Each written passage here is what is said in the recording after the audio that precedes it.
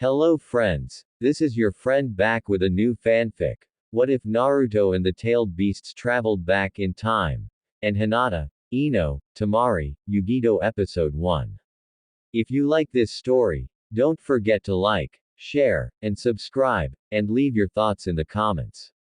Now, after a devastating future threatens the entire Shinobi world, Naruto and the tailed beasts are given one impossible chance to go back and rewrite history itself. Now, let's start. Everything was dark. He had failed. Things were not supposed to become like this. All his training, his friendship with Kurama and all other tailed beasts, all the efforts of himself and the whole Shinobi alliance, they were supposed to win. They were meant to go on, to defeat the Mad Uchiha duo and to stop the Jubi from destroying the world. But yet, despite all those things, they still lost. Madara Uchiha had won. All of their efforts were wasted. All his friends, all who cared for him were murdered by the wicked power of that revived bastard. And Madara was only short of one more thing to complete the Jubi again and become what he had deceived the poor Obito for a very long time in order to achieve, a god. Yes, Kurama was still inside Naruto. But not for long. Soon, his newest friend would be ripped off from his body and become a part of that monster Shinju again. Everything of the last few hours flashed through his mind. He remembered Kakashi's Sharingan being ripped off his left eye socket as he fell and died under Madara's Susanoo sword. He remembered the souls of the 4 revived Hokage being pulled away by the shadow clones with Rinnegan. He remembered Hinata and Sakura being impaled by an incredibly sharp root when trying to pull him out of the roots that were restraining him and away his chakra. He remembered Sasuke's Susanoo being shattered and the man himself being vaporized when trying to prevent a combined tailed beast bomb from the Sharingan-controlled tailed beasts from hitting a completely exhausted Naruto sprawling on the ground. Everyone, they sacrificed their lives to protect him, to allow him the chance to destroy Madara once and for all, and he failed them. He closed his eyes. Maybe if he had just given up from the beginning, this wouldn't have happened. So you decided to just give up like that. It's not like you, Naruto. He opened his eyes again. He was in the white room before, and Kurama and all the other tailed beasts were standing before him, looking down at him. Normally, he would have asked how they were able to meet again, but right now, it was not important anymore. Nothing was important anymore. Why shouldn't I give up? Everyone is gone. Madara has captured all of you. We lost. Naruto sighed heavily. All his energy seemed to be drained. He was flicked in the forehead by a tentacle of Yuki. Idiot. We haven't lost yet. Everyone out there is still fighting. Everyone sacrificed their lives because they believe that you shall be able to defeat Madara, not for you to sulk and give up like this. If you, Naruto, of all people, lose hope, there is nothing we can do anymore. But what can I do now? All my friends are gone, the Shinobi Alliance is being destroyed. I don't know what I'm fighting for anymore. With those last words, Naruto collapsed on his knees, and for the first time in many years, he cried. All of his anger, sorrow, regret, despair and pain, everything he held in his heart seemed to have exploded and added to the stream of tears. You know, surprisingly, it was Shukaku who raised his voice. It was different from the way Naruto had known the beast for, it was sane. I don't quite understand much about you humans, but to me, if you hate someone, even if I cannot defeat him, I would try my best to make sure that whatever he was planning won't be able to work. I don't like you quite much, but I admired you for daring to stand up against me during that battle in the past. If I hadn't, I would have made Gaara destroy your little village when he finally became Kazekage. Nice idea, Shuki-chan. Chome chirped in. Even in this situation, the beagle could still keep her cheerful personality. Shukaku shot her a glare of annoyance at the nickname. But how can I do it? Madara must have begun Kurama's extraction for quite some time. Now I cannot even move. Son Goku's eyes gleamed. You know that you are not alone in this, right? Underscore. The extraction is nearly completed. Soon, the Jubi, and this world shall be mine to control. Madara's Rinnegan flashed hungrily when the red chakra of Kurama continuously flew into the mouth of Geto Mazo. Just a little more time, and his dream shall become true. Suddenly, the statue, and the ground started to rumble. What the? Madara startled, his concentration on the sealing technique faltered. What's happening? Cracks started to appear on the body of the Jubi. From within, lights and chakra could be seen flowing out. No, this is not supposed to happen, Madara cried desperately, pumping more of his chakra into the sealing jutsu, but all was in vain. Loud booming started to rise from inside the statue, and all of Geto Mazo's eyes snapped open and it screeched as if it was in excruciating pain. Oh she. Then everything went white. If there's something Naruto hated so much, it was being woken up suddenly in the middle of the night on an extremely uncomfortable bed. His whole body was throbbing with pain. That nightmare was incredibly real. And it's also strange and horrible, too. He could still remember quite clearly about his friends dying, his failure at beating Madara, the tailed beasts talking to him and a huge explosion. He groaned and burrowed his face deeper into the pillow. He didn't want to remind himself about that terrible dream anymore. Except there was no pillow at all. He was lying on a pile of straw in a shack, standing in the middle of what seemed to be the forest outside of Konoha. And in his arms was a big papery cylinder thing. What the? Naruto screamed and jumped out of the makeshift bed he was lying on. Then he realized. What the hell is wrong with my voice? His voice was now exactly what it was when he was 12. Well, he muttered. Kurama had better have a good explanation for this. Hey Kurama. What the heck is going on here? Naruto's sweat dropped as his eyes stared at the bizarre scene in his mindscape. As he could count, there were 9 heads and a whole bunch of tails, tentacles, goo, wings, whatever. And they seemed to be struggling hard against each other. Hey! Stop pulling my tails. Get your tentacles off my butt, you perverted ox. Ack! Your tail. Your tail. You're strangling me. My wings. You're crushing my wings. So heavy. If this hadn't been an urgent situation, this would have been a very funny scene. What is happening here? Why are you guys all inside of me? And where are we anyway? After a while, Naruto had enough. He exploded. His voice drew the attention of the creatures behind the bars. Ah, Naruto. The fox head cried out in relief. A little help here, please. Naruto's left eyebrow twitched. Couldn't you just, shrink yourself, or transform into something smaller and easier to get out? Ah, all the heads nodded slowly. Good point. After some more struggles, and a huge puff of smoke, Naruto was now sitting on the damp floor of his mindscape, facing all 9-tailed beasts who were each the size of a grown-up Akamaru. So, care to explain? Naruto looked at the beasts inside the cage. Well, it's just a little accident. You see, Kurama started. What do you mean, a little accident? Naruto asked, raising an eyebrow.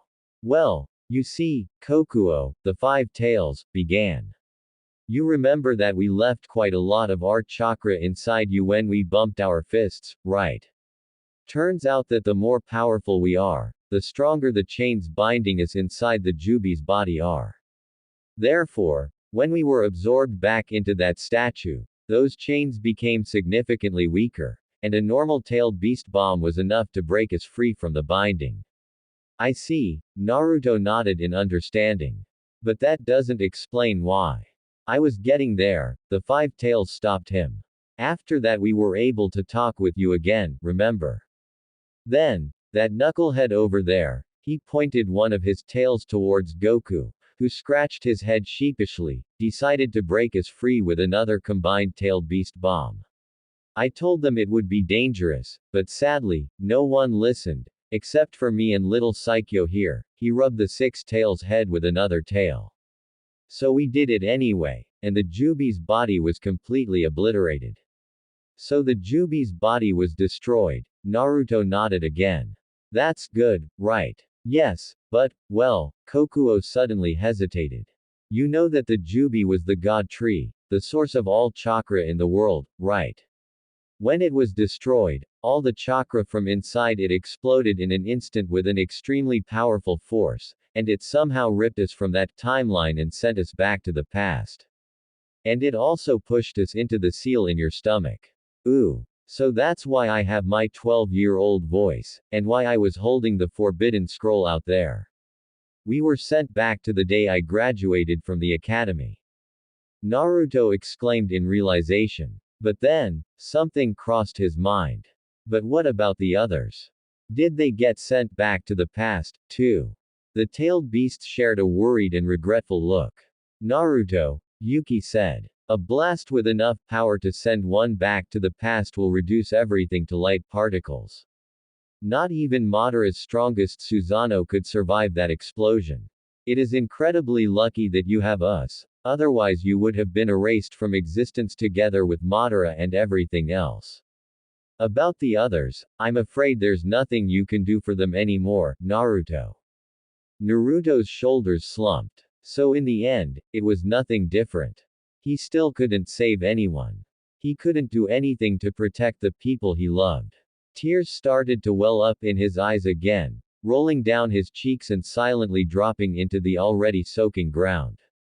Then he felt something warm and fluffy wrapping around him. He raised his head, and saw Kurama embracing him with her red tails. It's true, Naruto, that you have failed them. But think, if you really feel that bad about it, then this is your chance to redeem yourself. We're in the past, when everything hadn't happened yet. Work hard, and stop Madara from completing his plan in this timeline. Protect everyone you love this time. Don't let them die meaninglessly like before.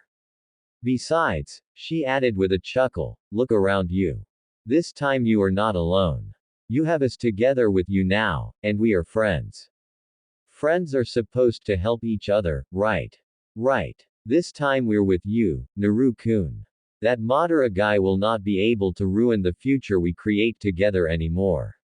Chome added cheerily. Naruto looked at all the beasts around him, his eyes widened. Every one of them was looking back at him with trusting and encouraging eyes, well, except for Saikyo and Chome, they don't have eyes anyway. A feeling of warmth suddenly bloomed in his heart, and he felt happy, and stronger than ever. He smiled, wiping tears away from his eyes and stood up. Thank you everyone. This time, I swear I will not fail. He raised his hand, and they bumped their fists again, strengthening the bond between them once more. Good job, my dear. Now go. Kurama pushed her Jinchurikis back. There is one person who needs to be saved by you right now. When Naruto faded away from their view, Matabi looked at Kurama. I can't believe even you can become motherly, Nei-san. Hey, the vixen chuckled. I can't believe it myself, either. Mizuki was smirking. Right after he finished this annoyance of an academy teacher, he would go find the demon brat, take the forbidden scroll from him and bring him together with it to Orochimaru-sama. Then he would become a sound ninja, and gain the power and fame he couldn't get being a mere teacher in Konoha. His train of thought was interrupted rudely when a foot landed on his face, sending him crashing into a tree nearby. I'll kill you for hurting Iruka-sensei. Multi-shadow clone jutsu. Mizuki's eyes widened in horror when the forest was filled, literally, with thousands of Naruto. Now, ready to die, bastard. The army of Naruto grinned wickedly while cracking their knuckles. Mizuki gulped. I'm screwed, am I? Yes. The whole army echoed before pummeling the poor traitor to the ground. Iruka was appalled seeing Naruto perform a forbidden ninjutsu on such a large scale. Not only that, the boy didn't even show any sign of fatigue after releasing the jutsu.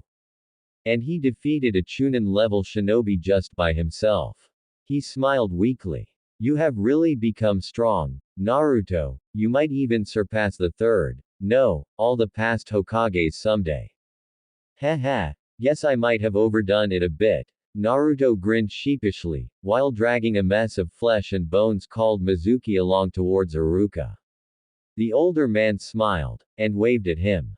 Leave that, Naruto. Come here and close your eyes. This was it. This was the time. Naruto could not ever forget this, even until the last day of his life. Congratulations, Naruto. You're officially a genin of Konohagakure.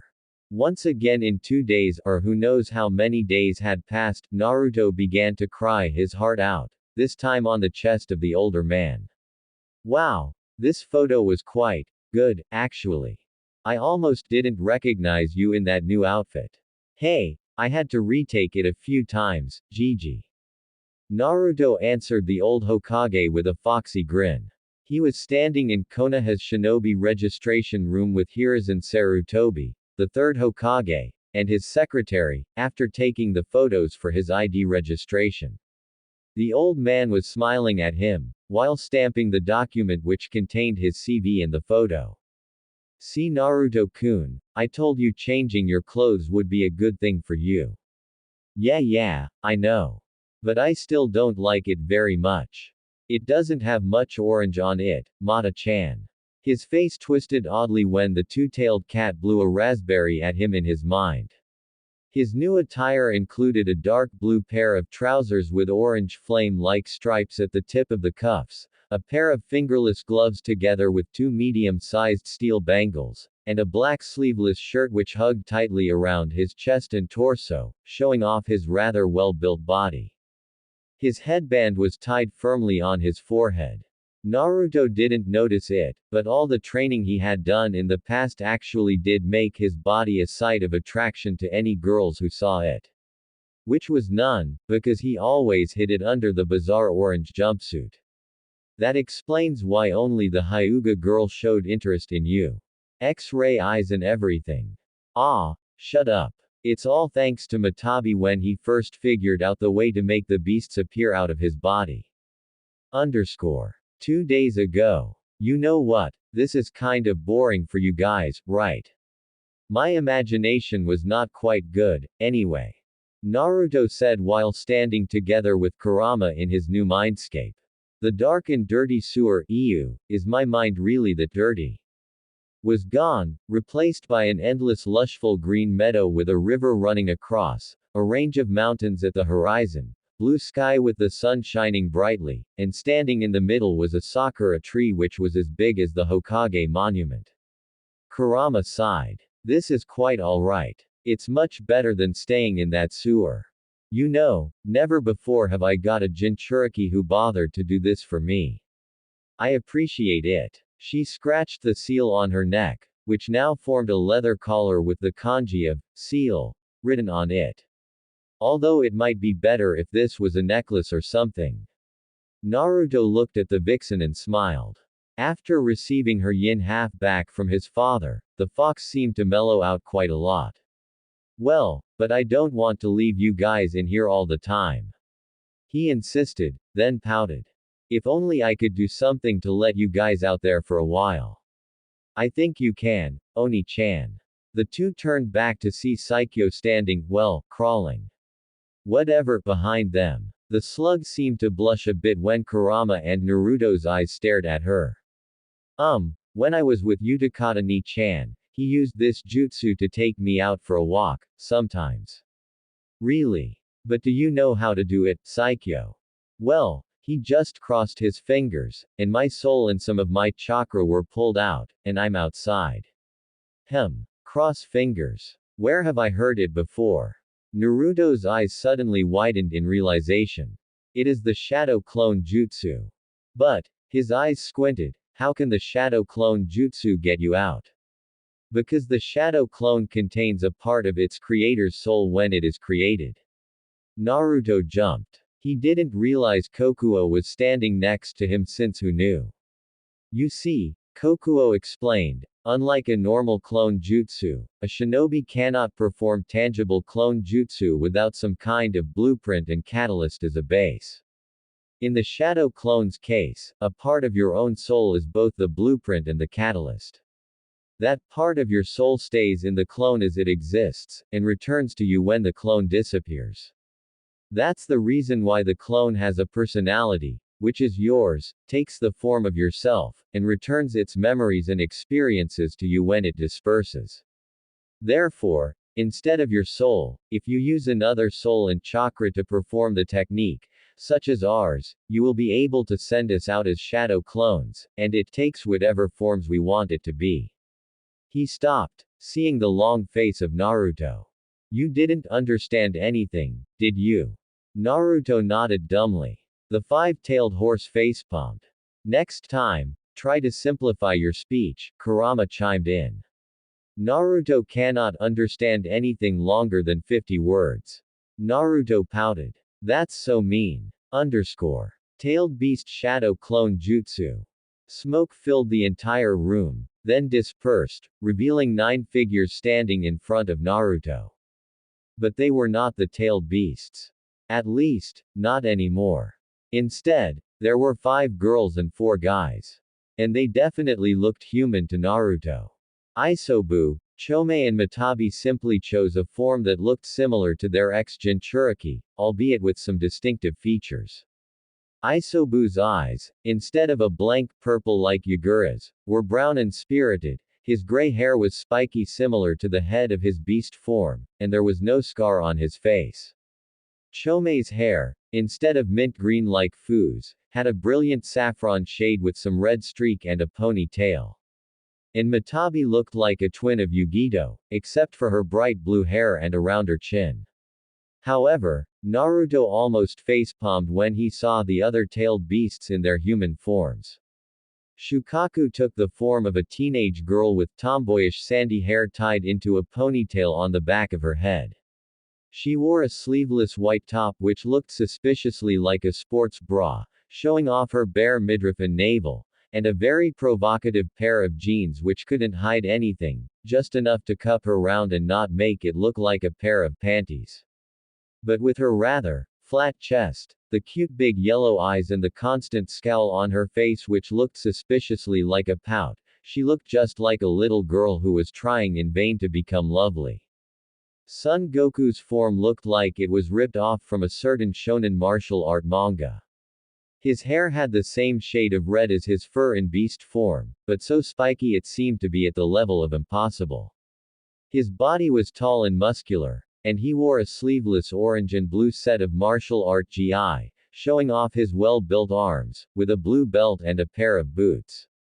But the weirdest thing in his body was a tail behind his butt instead of 4, which wrapped around his waist like a furry belt. Kokuo was a middle-aged man with white short hair spiked at the back similar to his horns in his beast form. His outfit was simple, a gray jacket and a pair of khaki trousers, together with a pair of sandals, which looked kind of weird for a know-it-all like him. The truth was, Naruto couldn't look at him without imagining him in a blue suit with a red tie on his neck. Saikyo appeared in the form of a young girl. Being a slug in beast form, she let her snowy white, ground-touching long hair drop down her forehead as a straight bang, partly hiding her ruby-red eyes from view. Her white dress and purple long-sleeved shirt made her already pale skin even paler. She exuded a regal and ladylike aura. It's cute, but somewhat scary. It's just like she was an 18-year-old woman stuffed into the body of a child. And she called him Oni-chan. Naruto almost shuddered at the thought. Yuki, surprisingly, was the most normal. He became a tan and bald man with a black, short beard that screamed, badass, and a muscular body that could not be mistaken for a professional wrestling champion. He wore a black sleeveless tight shirt and a pair of black jeans with a pair of sunglasses. On his right arm, extended from his shoulder, was a strange tattoo that looked like a complex ceiling array of some sort. Whether that or maybe it's just for decoration, Naruto didn't know. Finally, Kurama donned the form of a beautiful woman with short pink hair tied into a big ponytail by a blue ribbon behind her head.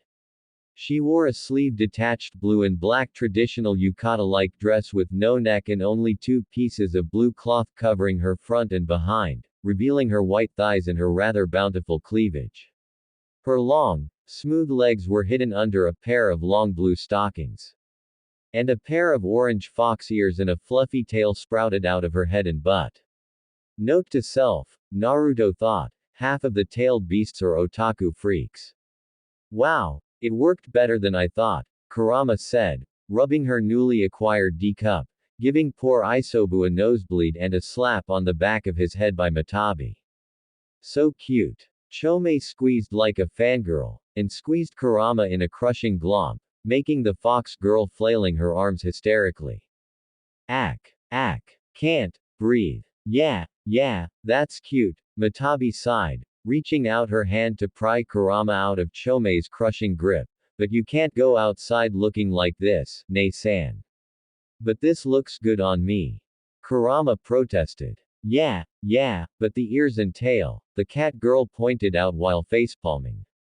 Kurama pouted, making Naruto shudder, snapped her fingers, and the fox's ears and tail disappeared. By the way, Naruto-kun, Matabi continued. I won't let you go anywhere with those silly orange clothes on your body. She wagged a finger at him, while her other hand planted firmly on her hip. Naruto pouted. But I like oranges. That will have to change too. I'll not allow my Jinchuriki to wear such hideous clothes as long as I'm here. The cat turned human glared at him, not noticing Goku shouting, hey. Don't diss the orange. At her back. Well, too bad, Naruto shrugged. It's not like I have any other clothes, anyway. Matabi's eyes gleamed dangerously. Naruto suddenly felt scared. He noticed a similar gleam in Shukaku's, Kurama's, Chome's and Saikyo's eyes. What? And that's the reason why Naruto was standing in front of the third Hokage right now, wearing new outfits that made him almost unrecognizable in the eyes of people who used to know him. He could swear he heard Gama-chan in his pocket crying because of her emptiness. The first time Naruto saw Sarutobi, he had to do his best to refrain himself from jumping him and giving him a bone-crushing hug. The man was like a real grandfather to him. He had been the only person in the village, besides Iruka-sensei, Tuki and Ayame, who hadn't thought of him as a demon and a failure when he was young. And he was the first one to die protecting the village in Naruto's life. The last time Naruto saw him, the old Hokage was a corpse revived by Orochimaru, and he had to watch his soul being ripped off his body right in front of him, without being able to do anything to help. Despite being able to restrain his body, he couldn't help shedding a drop of tears. Here Naruto, your registration is completed. Remember to go to your classroom at 8 a.m. tomorrow to hear your team selection, alright? The Hokage gave Naruto his stamped registration with a smile. He grinned back, and nodded. Speaking of team selection, it should be right. Old man. Fight me. The homage seat is mine today. Now. Konohamaru jumped into the room, shuriken on his hand, and tripped on his scarf. Just like old time, Naruto rolled his eyes. Ow. That hurt. Konohamaru whined, while rubbing his bruised forehead. Then he noticed Naruto. Hey. You tripped me, didn't you? Naruto's left eyebrow twitched. You tripped on your own, idiot. He deadpanned. Hey. No one talks to me like that. With that, Konohamaru jumped at Naruto, intending to punch him in the face. But Naruto easily sidestepped the boy, then grabbed his outstretched arm and twisted it to his back. Right on cue, the teacher of Konohamaru, Ebisu, jumped into the room. Hey, let go of him, brat. He is Hokage-sama's grandson. Konohamaru glared at Naruto. Now that he knows who I am, he can't do anything to me, peef, he's just the same as everyone. But that only made Naruto's eyebrow twitch harder. You think I give a damn, moron. Crunch. Even after all those years, he still found the whole Hokage-sama's grandson thing annoying. Naruto held out his right hand, and tried to make a Rasengan. It's worth mentioning that, before the Fourth Shinobi World War, He had finally managed to complete the jutsu, and now he could do it with one hand, just like Jiraiya and his father. The chakra spun around his palm, focused, and exploded on his face. Aarrrrrgh. Naruto screamed when his body was thrown away like a ragdoll and slammed into a tree nearby. Damn it, what's happening? This is gonna be a problem. Hey, Naruto, try to make it with a shadow clone like you used to do before. From inside his head, Kurama suggested worriedly. Naruto nodded, and made a shadow clone. He started to focus his chakra into his palm, while the clone spun it. It exploded even more violently, sending him and the clone crashing into the tree again. Oh dear. Kurama. What's happening to me? Naruto asked in panic. I'm sorry, Naruto. Your chakra control was completely ruined. The vixen sighed, and Naruto's face twisted into a horror gape. What? How? Why? He screamed to the sky, scaring a flock of pigeons hiding in a bush nearby, and a certain little boy who was hiding behind a large tree. I'm not here. Crap. I said that out loud, didn't I? The vixen in his head rolled her eyes, and started to explain. Naruto, you remember that when you graduated, your chakra control was abysmal, right? Well, I think when we're thrown back to the past, your body was also reverted back to that state. Plus, she added, after a brief thought, now you contain not only me, but all 9 of its tailed beasts. That means your reserves should be, say, at least 9 times larger than you had in the, well, our past. The truth is, I'm surprised that your body didn't explode because of chakra overload. Must be an Uzumaki thing, I guess, Kokuo suggested. I heard that the Uzumaki clan was famous for their incredible stamina and life force. Besides, it's not like no one has ever contained all of us before. Did you forget Otu-san? But that means all my skills are down the toilet. Naruto wailed mentally. And the bell test of Kakashi-sensei is in 2 days. What do I do? Anime tears started to pour out of his eyes like 2 small streams. Then start training, you idiot. Kurama chided him. Don't you realize that you're wasting your time crying? Oh, and someone has been following you for almost an hour. Ah, I forgot. Stop hiding and come out here, Konohamaru. From behind the great tree, the grandson of the third peeked out. As expected of my boss. You noticed me right away. He exclaimed, jumping out of his hiding spot. What are you doing here, Konohamaru? Naruto asked. Didn't you go back with that Ebisu guy? You're way cooler than him, boss. Konohamaru shook his head. Hey boss. Please teach me that lovely jutsu you used to defeat the old man. Naruto had heard this request before. This time, he couldn't help but break into laughter. Why do you want to learn it? It's just a joke, you know. Honestly, I didn't think the old man was such a pervert, Naruto said after finally calming himself down. It doesn't matter. I need to learn it to defeat him.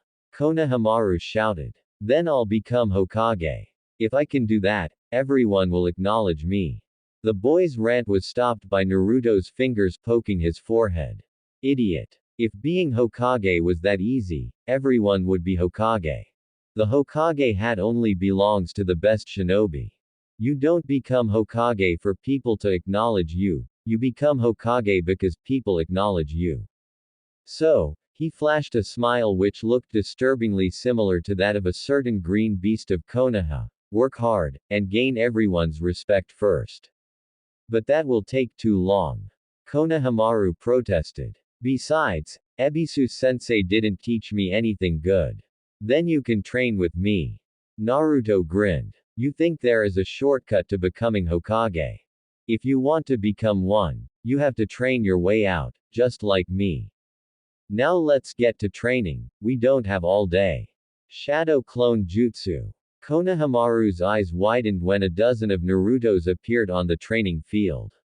Then he grinned. Yosh. I'm not gonna lose to you, boss. Underscore. Hey boss. I finally made it to the branch. Hee hee hee. Damn it. Even Konohamaru is better than me now. Bam. Crash. Crash. Damn. I still can't get it. Naruto climbed out of the hole he had made when drilling his face on the dirt after blasting off his tree again. Konohamaru, who was now already on a pretty high branch, laughed. Ha ha ha. I beat you, boss. Just you wait, brat. Naruto yelled back. I'll catch up to you right now. Underscore. Unknown to the two spirited boys, two pairs of eyes were watching them from afar, at the other side of the training ground. Wah, wah, wah, that's Ebisu, who was gaping like an idiot as Naruto was teaching Konohamaru better than he ever could. It's okay, Ebisu. I can't believe it, either. And that's the third Hokage, who was patting the poor special Junin's shoulder while frowning. There is really something very wrong with Naruto today. Hey, is that Naruto? No way. When did he become so hot? He looks even better than Sasuke. Peef. There's no way he could be cooler than Sasuke-kun. Right. Naruto groaned, and slammed his head on the table. It's all your fault, Mata-chan. Now I'm going to have fangirls. You have just overestimated yourself there, dude, Yuki chuckled. Ah, fangirls, Naruto could feel Isobu shudder in his mind. They're a nightmare. Remind me of the time Yugura became Mizukage. What? Yugura had fangirls. Duh. You think he's always the homicidal maniac who wants to destroy bloodlines. Before Madara got a grip on him, he was quite a popular boy. Genius, handsome, just like the duck ass over there. Naruto was in his classroom, waiting for the team assignment. It had been too long since he last sat in this room. Everything was still the same, from the board, the tables to his classmates. This time, he carefully chose a seat far away from Sasuke. He did not want to experience his first kiss once more. But you liked it. Kurama sang inside his head. Naruto gagged mentally.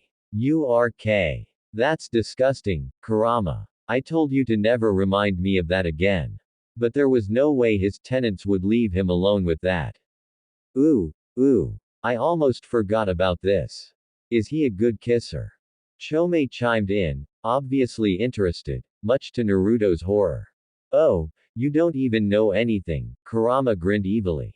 Damn you, Kurama. Naruto shouted in his mind, while his face reddened in the real world. The 5 girls in his head giggled. Sigh. Girls are so troublesome, Goku drawled, and then yelped as Matabi bonked him on his head. Speaking of Sasuke. The boy was sitting at the desk 5 rows down from his, in his, emo mode, as Naruto preferred to call. Looking at him, Naruto's stomach felt twisted up. The images of Sasuke's defect, the battle at the Valley of the End, their meeting at Orochimaru's hideout, the battle at the Samurai Bridge, Sasuke sacrificing himself to protect him from Madara, everything rushed back into his head like a tsunami, and he had to try his best to stop himself from collapsing and bawling like a baby again. This time, I won't let that happen. Believe it. Sasuke seemed to notice Naruto staring at him. He scoffed, and turned away. The mood was ruined immediately. HMPH. Ungrateful bastard, Naruto huffed in his mind, which earned a giggle from the girls inside his head. Loud stomping noises started to rise from the corridor outside. It must be Sakura and Ino, battling for the seat next to Sasuke, again. 3, 2, 1. Crash. And there they are. Ha! I win, pig. Sakura declared triumphantly, laughing at Ino who was gasping for breath next to her. Both their hair were tattered and their clothes were messed up, maybe because of the catfight when they were in the corridor. But when Sakura saw Sasuke-kun, her hair and clothes went back to their perfect condition in a blink, and she screamed like a banshee. And how did she do that again? Who knows? Maybe some kind of genjutsu, or even magic. Well, at least this time he didn't receive any of Sakura's monstrous punches, or any kiss from Sasuke. Underscore. First of all, I want to congratulate you all for passing the graduation exam. Uruka started. From now on, all of you are shinobi of the Hidden Leaves village. A loud round of applause rose up from the students. However, Uruka continued, you are still only genin, which is the lowest class of shinobi in the village. You have to perform duties for the village, gather experiences and skills in order to be promoted to higher ranks. So today, you will be assigned into 3-man teams, and each team will have a Junin sensei. You will follow that sensei's instructions as you complete the missions you are assigned. And now, I will announce the members of each team. Now, Team 1. But Naruto didn't hear Uruka anymore. His eyes were sweeping around, catching the image of all his old friends, the Rookie 9. The ones who had always fought beside him. The ones who had offered their own lives to protect him. The ones whom he always considered his precious people. And the ones he had failed to protect. Sakura and Ino were still annoying. Shikamaru was still lazy. Choji was still munching constantly on his chips. Kiba was still loud. Shino was still calm and stoic. And Hinata, well, still shy as always. They're all just like he could remember. As if it was just yesterday, when they were all together, working together on rebuilding the village, fighting besides each other against Obito and Madara. Team 7. Naruto Uzumaki, Sakura Haruno, and Sasuke Uchiha. The Jonin sensei is Kakashi Hatake. Team 8. Huh. Wah. Suddenly snapped out of his trance, Naruto looked around in confusion. Did you say something? At the memorial stone in Training Ground 7, a certain silver-haired masked Jonin sneezed violently. Uruka facefaulted. He chose to ignore it, and repeated. I said to Naruto, you're together with Sasuke and Sakura, and your Jonin sensei is Kakashi Hatake. Now, as I was saying before being interrupted by Naruto, he continued, Team 8 consists of Hinata Hyuga, Kiba Inuzuka and Shino Aburame, and their Jonin sensei is Kurenai Uehi. Team 9, he flipped the list over and over. Now where the hell is Team 9 in here? Must be a mistake in numbering, anyway. Team 10 consists of Shikamaru Nara, Choji Akamichi and Ino Yamanaka. Jonin sensei. Asuma Sarutobi. He closed his list and smiled. That's all. Once more, congratulations on becoming genin, everyone. Now why don't you take a lunch break before meeting your Jonin sensei? Dismiss. Hey Sasuke, Sakura. Want to have lunch with me? Naruto said when everyone started to go out for lunch. Sasuke just hined and turned away. Sakura gagged in disgust, and ran after Sasuke, leaving the poor Naruto alone in the classroom. Well, at least you did try. Kurama pacified the boy awkwardly when his head slumped in disappointment. That bitch. How dare she do that to Naru-kun? Chome exclaimed angrily. That no good, selfish, barbarian Uchiha-loving whore. When I get my hand on her. It's alright Chome-chan. I know she didn't mean it, mostly. Well, I'll just eat with you guys instead. Want to try some Ichiraku ramen? Naruto grinned, receiving a nod of approval from everyone in his head. But right before he could step out of the classroom, a masked Anbu shunshunt right in front of him, and grabbed his hand.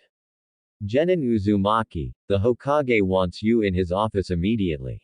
I'm instructed to escort you to him.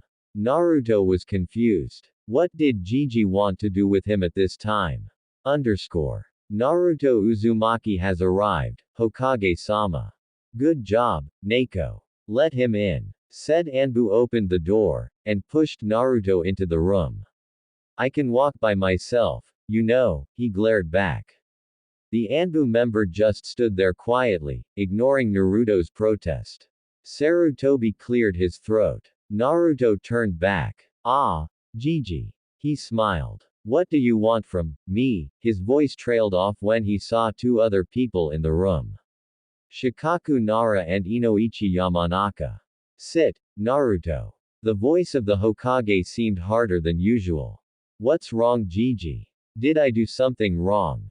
Naruto asked worriedly, his eyes darting across Shikaku and Inoichi. And what are Shikaku-san and Inoichi-san doing here? Oh god, don't tell me you're going to throw me into jail. That painting in the Hokage monument is just a joke, I swear. He finished in panic. The Hokage sighed, and rubbed his nose bridge. It's nothing like that, I just want to talk to you about something, Naruto. Then his voice hardened again. Naruto, tell me the truth. What happened to you the last few days? Huh. There's nothing wrong with me. Naruto lied nervously, hoping the Hokage would catch it. He didn't. Naruto, I'm the one who had been taking care of you for 10 years. I know your personality and your abilities just like my own hands. The professor narrowed his eyes. The fact that you knew and completed the tree climbing exercise, an exercise meant for a graduated genin, proves that there is something fishy going on. Now tell me, Naruto, or I'm afraid I have to force it out of you. I think you should tell them, Naruto. Huh. Kurama, are you sure? Yeah. I didn't want anyone to know about this, but if we don't tell them now, I'm afraid they will gut you right in place. Just tell them not to mention it to anyone else. Kurama said, thinking about Danzo. I don't think other people would take it so well, at least I can feel these guys are trustworthy. Okay. Naruto sighed in defeat. I'll tell you. But first, Gigi, can you tell everyone in this room to get out and seal it? Oh, Shikaku-san and Inoichi-san can stay, he added when the two men started to protest. The Hokage hesitated, but finally nodded. 3 Anbu appeared from their hiding spots and flickered away. After all Anbu were removed from their position, Sarutobi's hands weaved through hand seals, and a barrier was erected, isolating the room from the world outside. It's done. Now Naruto, tell us. Well, it might sound absurd, but, Naruto took a deep breath. I'm from the future. That was the most absurd story I've ever heard in my life. I know Gigi. I couldn't believe it myself when I first heard it. After Naruto finished his story, the eyebrows of the 3 older men in the room were twitching like crazy. So, let's recap, Inoichi asked with a strained voice. You fought a man assumed to be Madara Uchiha, got captured, had the Kyuubi extracted from your body, and then somehow all 9-tailed beasts escaped from their container, squeezed themselves into your body, and pushed you back to the past. He is Madara Uchiha, but yeah, that's basically the story. Naruto answered with a nod. And you expect us to believe that bullshit? The older blonde man snapped at Naruto. Madara Uchiha has been dead for half a century. He was killed by the first Hokage in the battle at the Valley of the End. And there is no way a human body can handle the chakra of all 9-tailed beasts. And time travel. Oh please, like that can ever happen. But I'm telling the truth. Why don't you guys believe me? Naruto snapped back, his voice was full of irritation. Well, even to me, that story was too unbelievable to be the truth. Not helping, Kurama. Actually, there is a simple way to confirm his identity. All 3 other males turned to Shikaku.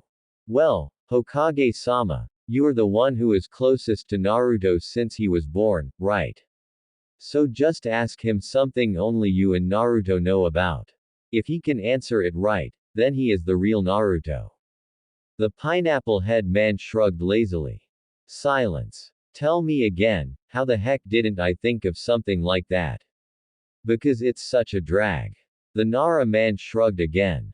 Okay Naruto, the old Hokage asked, after a sheepish moment. What did I give you on your 10th birthday? What did you give me? Naruto squinted his eyes, trying to remember. Oh, I know. That's Gamma-chan. I have her right here. He reached down his weapon pouch and pulled out the toad-shaped wallet. Oh, and you also gave me exactly 365 free coupons for Ichiraku ramen. Free ramen for a year. Sarutobi facepalmed. Yes, he is Naruto. Only Naruto could remember the amount of ramen coupons he spends each year. But that still doesn't prove what he said was right, Inoichi protested, then insisted. I request a memory check on him. I don't think that's a good idea. Wait, Naru-kun. Just let him do it. The voice of Chome suddenly rose in Naruto's head. What are you trying to do? Naruto asked back warily. There was obviously something not right here. Oh, you'll see. The beetle chuckled. Evilly. A chill started to creep on Naruto's spine. You're not going to harm him, are you? He's my friend's dad. I'll not allow you guys to harm him. Naruto yelled in his mind in panic. Oh please, we're not going to do anything harmful to him. She snorted back to him. Permanently. I heard that. But Naruto couldn't say anything more, because Inoichi had already had his hand over his head. After a minute, the man let out a girlish scream and slumped to the ground. All the other men in the room suddenly cringed and felt an intense urge to cover their crotch. A roar of laughter echoed through Naruto's head. What have you guys done to him? Naruto mentally screamed in horror. Oh nothing, Shukaku answered between snickers. Just gave him the best wedgie I've ever done. Another roar of laughter. You guys are so cruel. He's telling the truth, Inoichi gasped out, his voice full of pain and humiliation. So it is true that you are now the Jinchuriki of all nine-tailed beasts, huh Naruto? Sarutobi asked when Inoichi finally managed to stand up, while mumbling about something suspiciously sounding like, cursed bully demons. I assume you can fully control them, right? Well, yeah, but I won't use the word, control, Gigi. They were my friends, my partners, and I will never force them to give me their power against their wills. Naruto chuckled. Ah, Naru-kun, we love you. The cringing returned with full force. This is a very crucial matter, Naruto, the old Hokage said in a very serious tone. You do understand that if this piece of information leaks out, there will be wars, don't you? Naruto nodded. Of course I do, Gigi. That's why I asked you to kick everyone out and seal up the room. But why did you let us know? Me and Inoichi, I mean. It's not like we have any close relationship with you before, Shikaku suddenly asked. Well, Naruto scratched his head. It's because I think you two are trustworthy, being the Hokage's tactical advisors and everything. Even Kyuubi thought so. Besides, if you aren't here, then how can I prove to Gigi that I'm telling the truth? Still, the old Hokage's voice rose again. To prevent anything that could happen, I hereby declare everything mentioned in this room today shall be treated as an EX-ranked secret, and everyone who hears about it except for ones in this room today shall be executed on the spot. Am I making myself clear? All three other people looked at each other and gulped. This is so troublesome, Shikaku groaned. All right, spill it. What happened to you today, Naruto? Said boy snapped one eye open from his meditation, and glared at Sakura in annoyance. What do you mean, what happened to me, Sakura?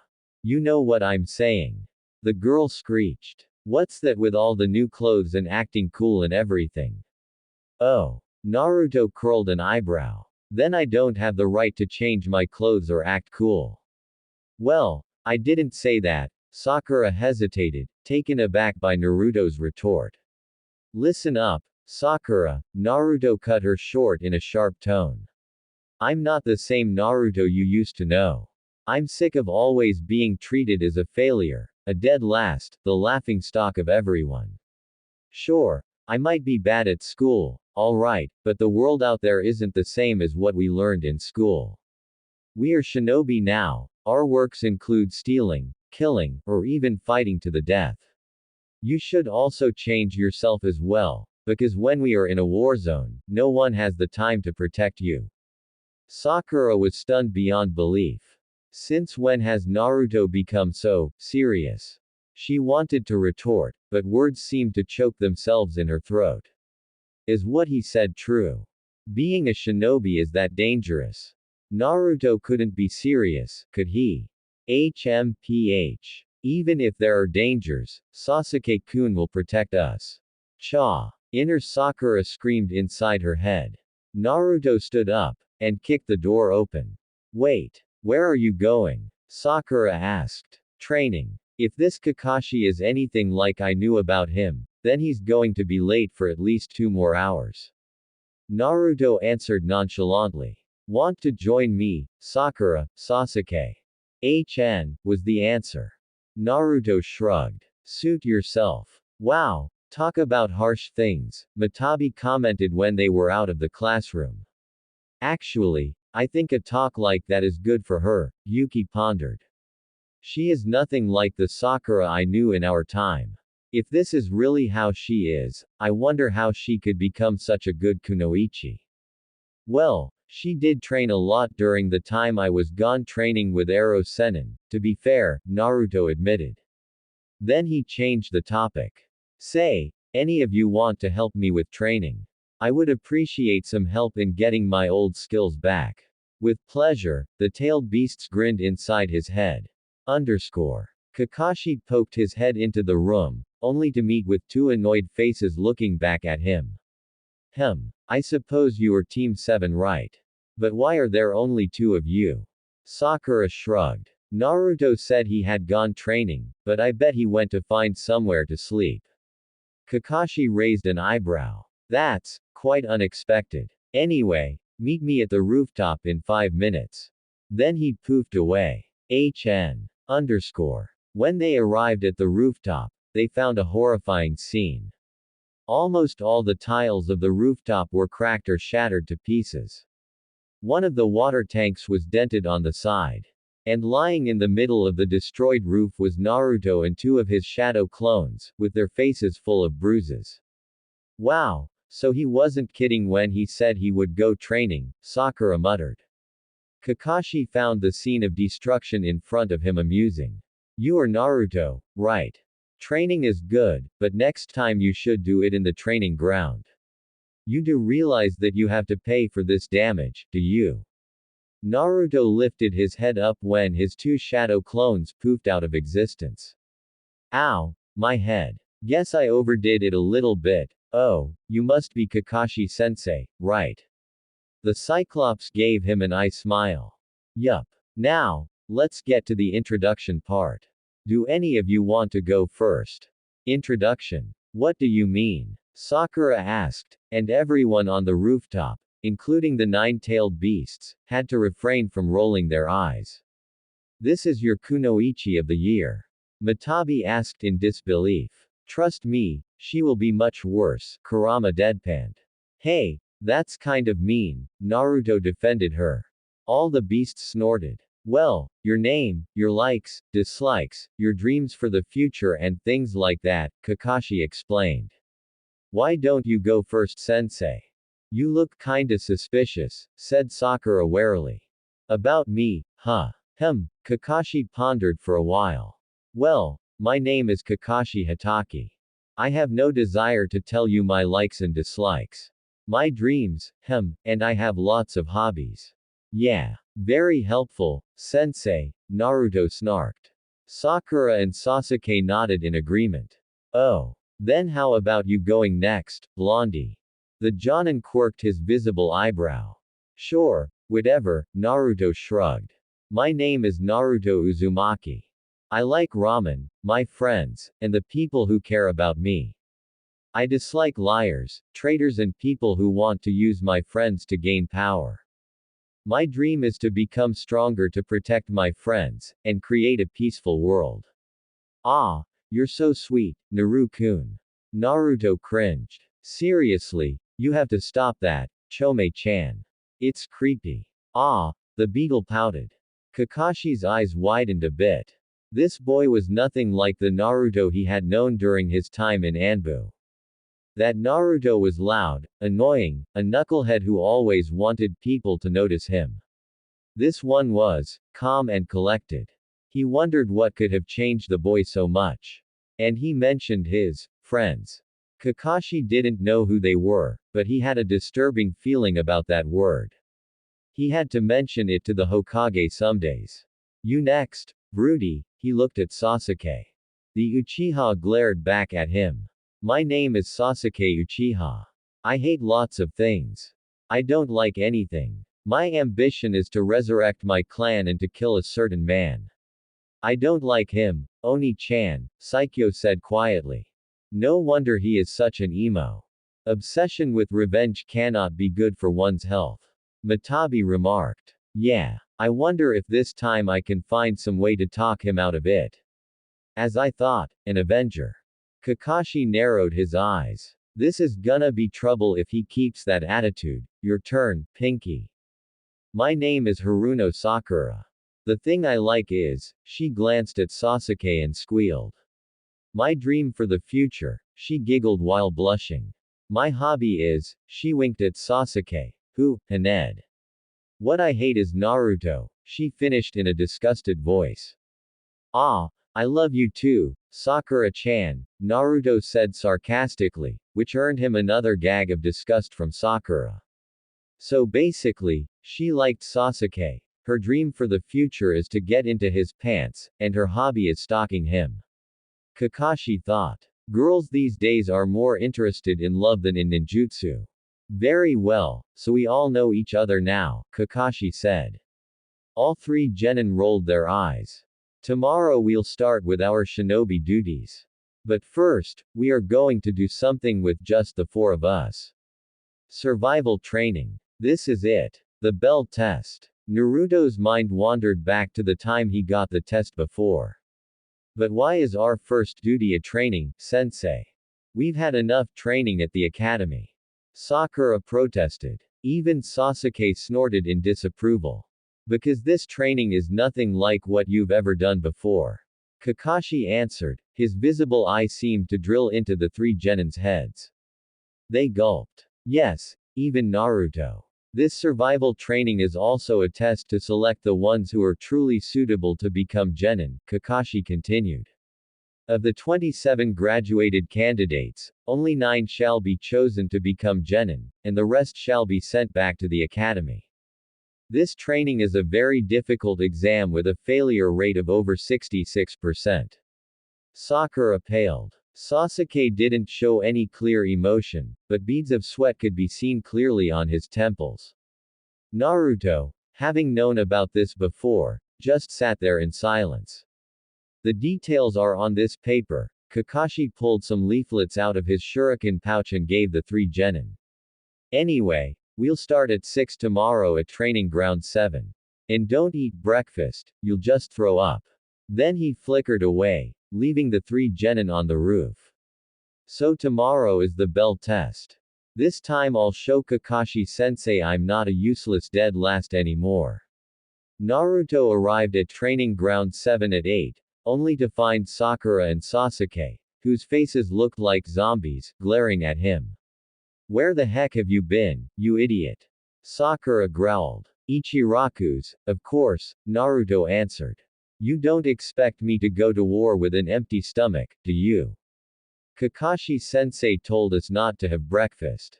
She screeched. And we're not going to war, this is just a training session. Well, the no breakfast part was not mentioned in the leaflet he gave us, right? Naruto shrugged. Besides, he said this training was a test.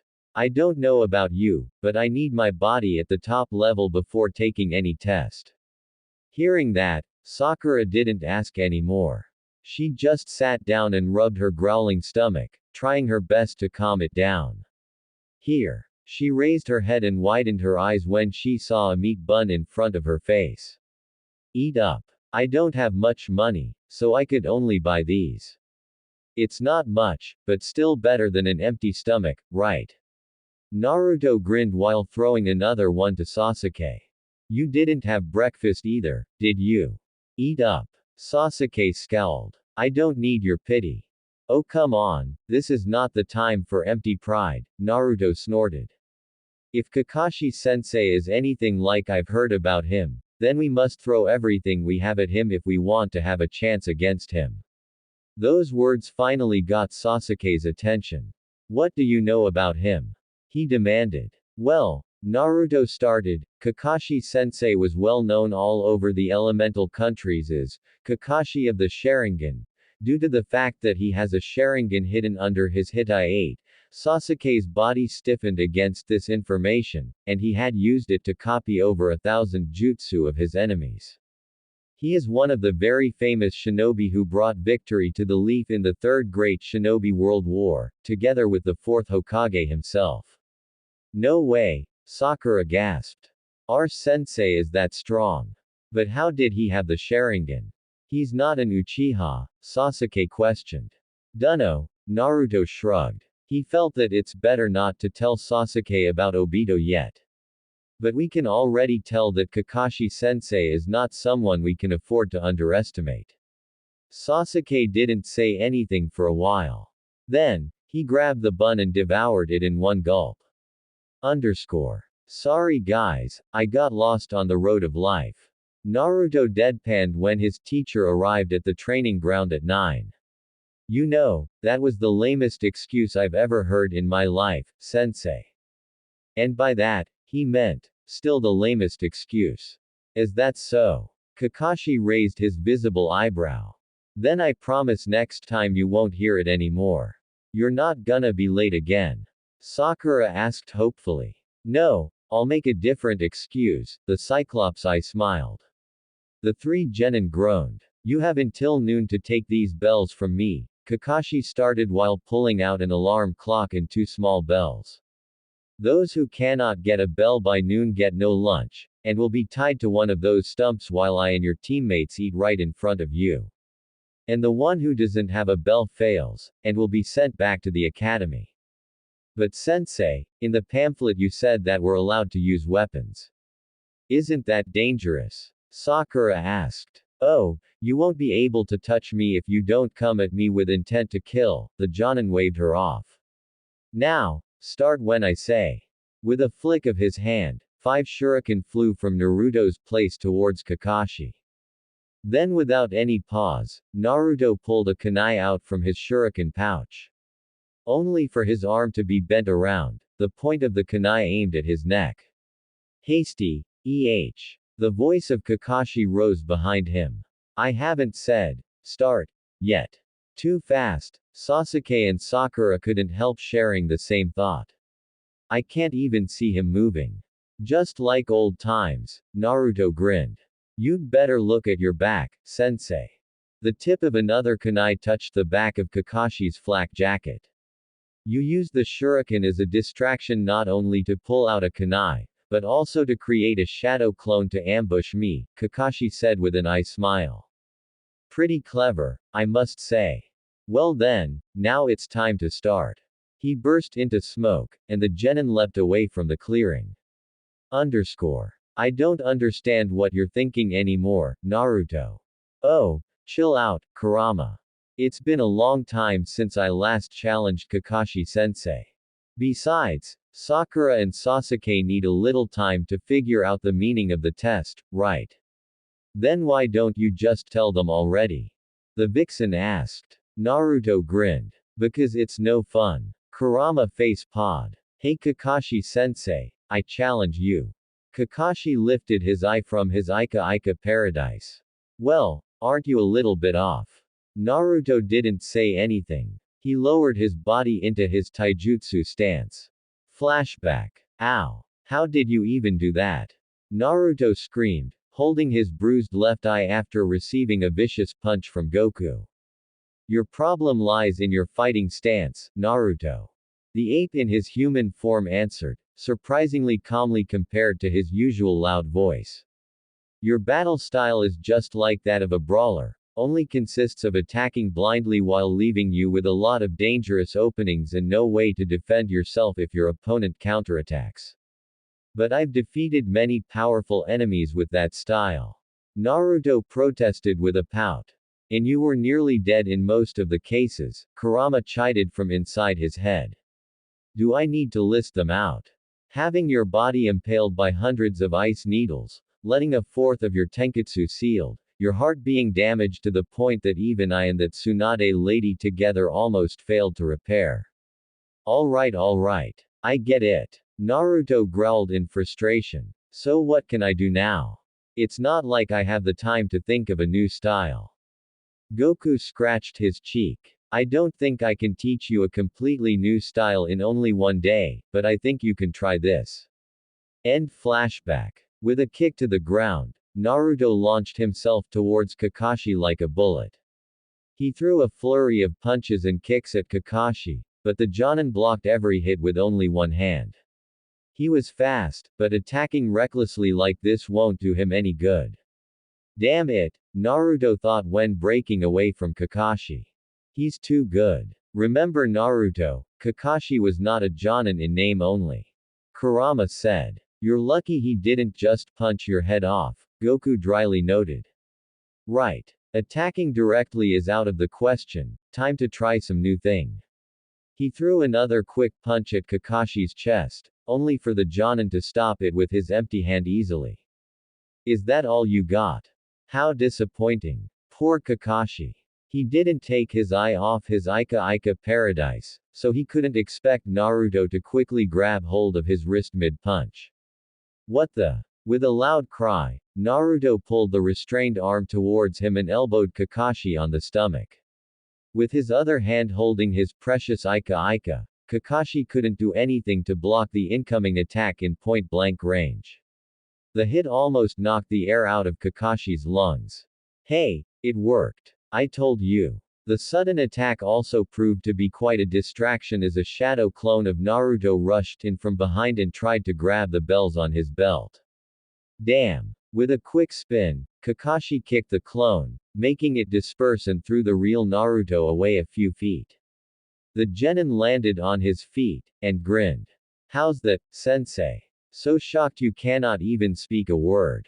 He turned my strong point into a weak point, and exploited it so well he could land a hit on me while using it as a distraction, Kakashi thought. Reckless, but quite effective. Naruto really is full of surprises.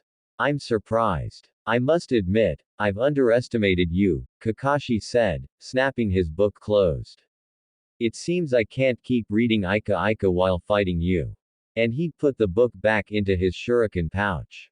Finally decided to play seriously, huh? Then let's see how good you really are, sensei. Kicking the ground again, Naruto once more closed the distance between them and launched another punch at Kakashi. The older man immediately caught it, and also blocked the other punch aiming at him from the left.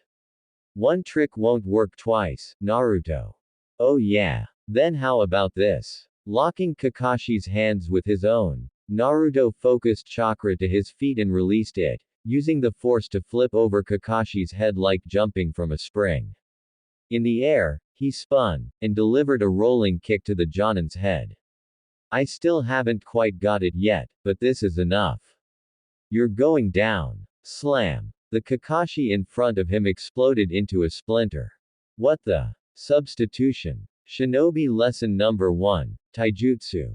Huh. Naruto turned his head, and saw Kakashi behind him, his eyes gleaming.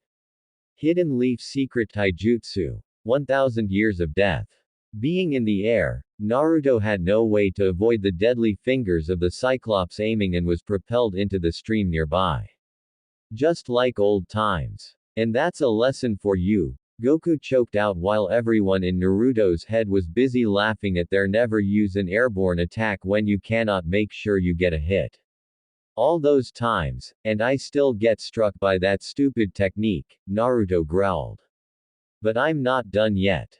3 shuriken flew out of the water aiming at Kakashi, but he only tilted his head lazily to the side, and the 3 throwing stars only struck the tree behind him. With a battle cry, Naruto burst out of the water. You think I'm out of tricks yet? Think again. Naruto rushed towards his teacher, and aimed a low sweep at his leg. Take this. I said it won't work. Kakashi chided him while jumping up to avoid the kick. But Naruto just smiled. Gotcha. Shadow Clone Jutsu. 2 clones appeared on the air. One launched a punch at Kakashi's midriff and the other aimed a kick at his head. Naruto smirked. Ha! On the air you cannot evade. I've learnt that from you. I cannot evade, but I can strike back. Kakashi answered calmly, kicked the 2 clones away and sent himself backward a bit. Unfortunately, He didn't see the faint smirk on Naruto's face.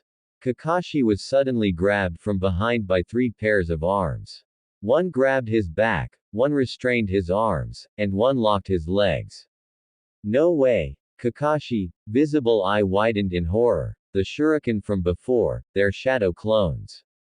The bells are mine. Naruto shouted triumphantly, leaping at the Jonin who was now bound helplessly to the ground by his 3 clones. Only to crash into a log, proof of Kakashi's substitution. Oh man. Substitution again. No fair. There was no sign of Kakashi on the clearing anymore. Sakura was speechless. No way, how can Naruto be so good? He almost got Kakashi-sensei. Looking for someone, Sakura. The girl screamed and jumped back when the voice of Kakashi rose next to her ears. Shinobi Lesson Number 2, Genjutsu. And the man faded away in a storm of cherry blossom petals. After a minute, Sakura's mouth foamed, and she fainted. Okay, that was anticlimactic. Sasuke was angry. Naruto, the loser, had fought Kakashi Hatake, their Jonin-sensei, the man who was known as Kakashi of the Sharingan, according to him, to a standstill. Somehow, that dead last even seemed to have forced the Jonin to run away. Since when has that loser become so strong? Then maybe, Kakashi might not even be as strong as Naruto had said. If that dead last could hold his own against the Jonin, there's no way himself, the Rookie of the Year, and Uchiha, couldn't do it. He jumped down from the tree he was hiding, facing Kakashi on the clearing. So the mighty Uchiha finally came down to face me, Kakashi drawled. Such an honor. You're weak, Sasuke snidely remarked. Couldn't even beat a dead last like Naruto. Oh. But can you do anything better than him? Kakashi smiled. The question seemed to touch Sasuke's ego. He snarled. I'm nothing like those losers. You can only say that after you get the bell. Kakashi said. The bells on his belt rang as if taunting Sasuke. Without another word, Sasuke sent 3 shuriken at Kakashi. And just like with Naruto, the Jonin easily sidestepped the projectile weapons. The shuriken flew past the Jonin, cutting the rope hidden behind him, and a bunch of knives were launched in the direction of the older man. Hidden trap. Good idea, but not enough. Kakashi jumped aside, and the knives lodged themselves on the bark of a tree behind him. Sasuke took the cue and jumped towards the retreating man, and delivered a kick on Kakashi's head. The Jonin blocked the kick easily with his arm. You know, Naruto did try this, and failed. Don't compare me to that dead last. Sasuke yelled, and using Kakashi's blocking arm as a mount, he spun and delivered an axe kick towards Kakashi's face, upside down. The bells were right in front of him. He lashed out his hand, trying to grab them. Only for Kakashi to grab his extending arm and throw him away like a ragdoll. Sasuke's back slammed into a tree. He grunted in pain, struggling to get up. Damn it. It seems the last Uchiha is not as powerful as rumored, Kakashi taunted, and Sasuke snapped. Weaving his hands through familiar hand signs, he performed the jutsu the Uchiha clan was famous for.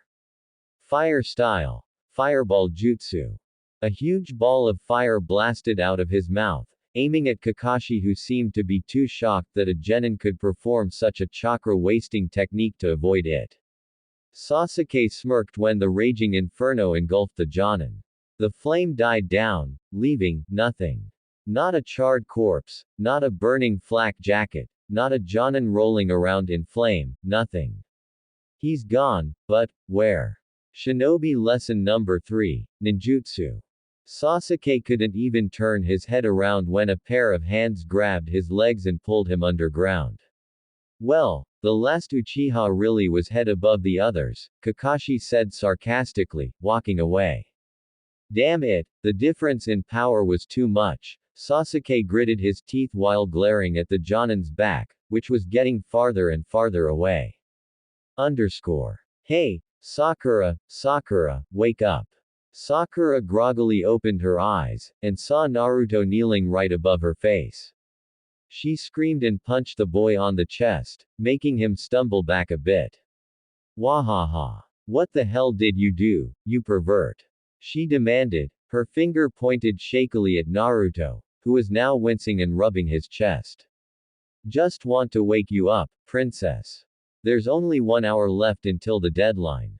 Sakura's eyes widened. 1 hour left. There's no way she could get a bell from Kakashi-sensei with only that amount of time. It meant she would be sent back to the academy, and she wouldn't be with her Sasuke-kun anymore. Then what? What can I do? She stammered. Tears started welling up in the corner of her eyes. We'll think about it later. I have some suspicion, but it will have to wait until we dig Sasuke up. I said I don't need your pity. Sasuke scowled again when Sakura and Naruto finally dug him up from his burial hole. Will you just spare me your dramatic brooding, Sasuke? Naruto snapped. If you don't pull that huge stick out of your hand, it will someday get you killed, maybe even before your so-called ambition comes true. It's not a so-called ambition. Sasuke protested angrily. Naruto ignored him. You said that you have some suspicion about the test, right Naruto? Sakura asked. Since Naruto gave her the donut in the morning, she had felt a new strain of respect towards the blonde boy. Well, I don't know if it's true, but I suspect the true meaning of this test is not whether we get a bell or not. Naruto stated, while scratching his cheek. Both Sakura and Sasuke's eyes narrowed. What do you mean? Kakashi-sensei said that we need to get the bells from him, asked Sakura. And how in the world can we do it? Naruto asked back. We're all newly graduated genin. Our skill and experience in combat is nothing compared to a jonin like him. This makes no sense at all. They'd never set a task that didn't have a solution. I nearly got it last time, Sasuke denied stubbornly. The next time I'll get it for sure. Like that's gonna happen, Naruto snorted. Did you realize that during your fight Kakashi-sensei almost didn't use any damaging moves? Sasuke's eyes widened. He gritted his teeth, and nodded reluctantly. But you almost got the bell too, Sakura blinked. Naruto shook his head. That's only because I caught him off guard with my shadow clone jutsu.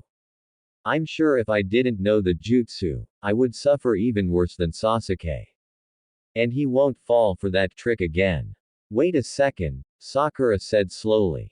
Maybe you're right. Maybe each of us does not stand a chance against him, but if we work together, just like you did with your clones, we can catch him off guard. Then she frowned.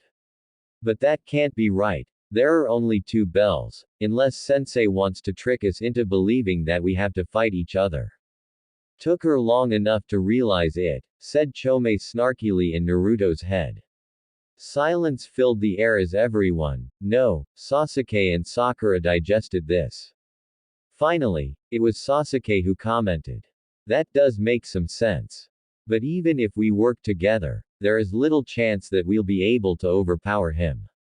Even Naruto couldn't do it with his clones before. We need a clear and thorough plan for it to work. Naruto sighed in relief. He had thought Sasuke would be too stubborn to listen to any of his words. He smiled. Yeah. And to do that, I think we should know what each of us can do. Right now what I can do is taijutsu and shadow clone. What about you Sakura? Well, Sakura scratched her cheek. I can do the 3 basic academy jutsu quite well. My taijutsu was adequate, and I can use some simple genjutsu too, but cannot maintain them for a long time. And I have to touch him for the genjutsu to work. I still cannot cast them effectively from afar. And you have your monstrous punches, Naruto added helpfully. What did you say? Sakura screeched hysterically, and threw another punch at him. Naruto ducked, and the fist hit the tree behind him, making the bark fly everywhere. Her eyes widened. See? Naruto gave her a foxy grin. I wasn't kidding. Sakura grumbled unhappily. And I'm good at taijutsu, shuriken jutsu and some fire-style ninjutsu, Sasuke concluded. Very well, I got a plan. Underscore. Prepare to hand over the bells, Kakashi-sensei. Kakashi lifted his eyes off his book. You again. Haven't you learned anything since the last time? It will be different. Naruto grinned confidently, his index finger pointing at Kakashi. This time we got a plan that will surely take you down. Shadow Clone Jutsu. Kakashi thought when the Naruto clones charged him and unleashed a relentless barrage of punches and kicks. Just like before, Kakashi easily blocked all the attacks, but there was something that didn't seem right. Naruto's attack was different from before, reckless and full of openings.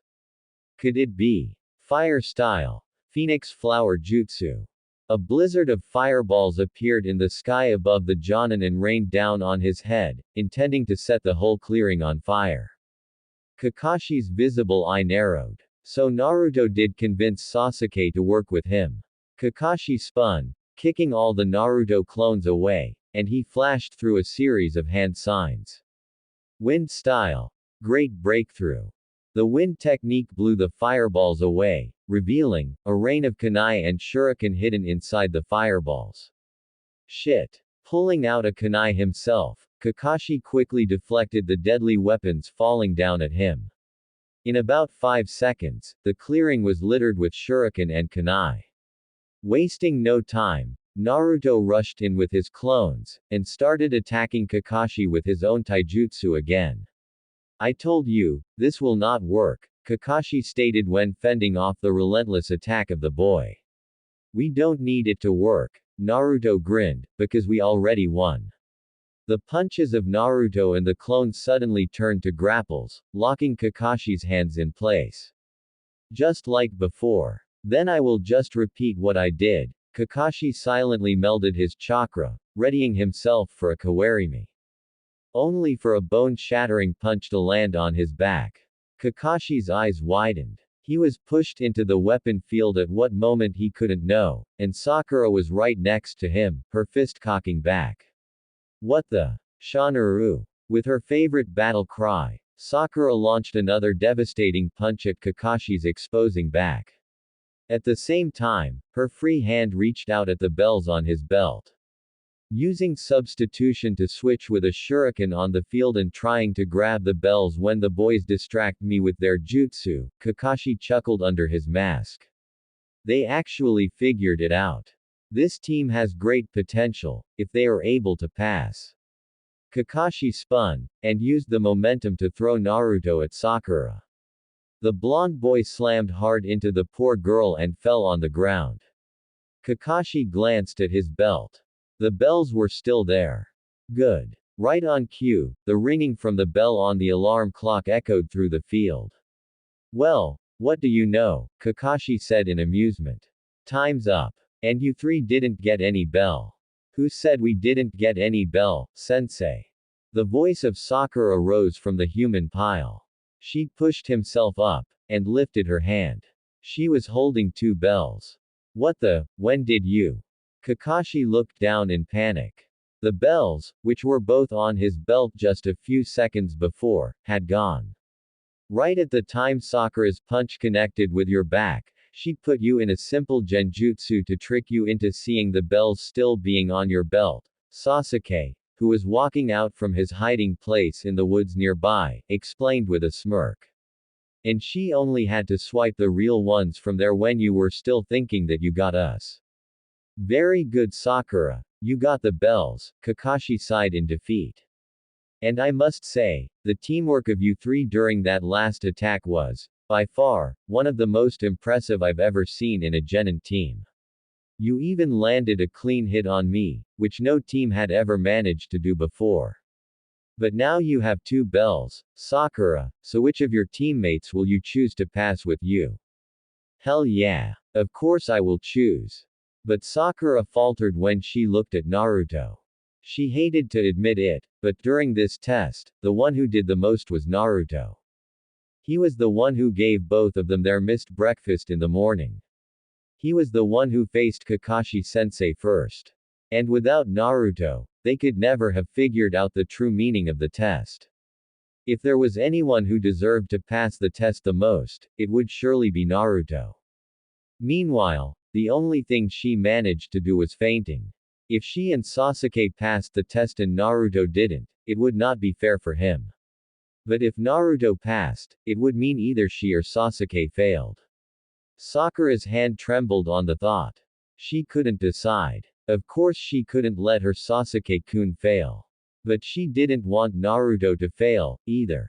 Should she just be a heartless ungrateful bitch and kick Naruto out of the team, or abandon her dream and let Naruto and Sasuke fulfill theirs? If you cannot decide, then I will.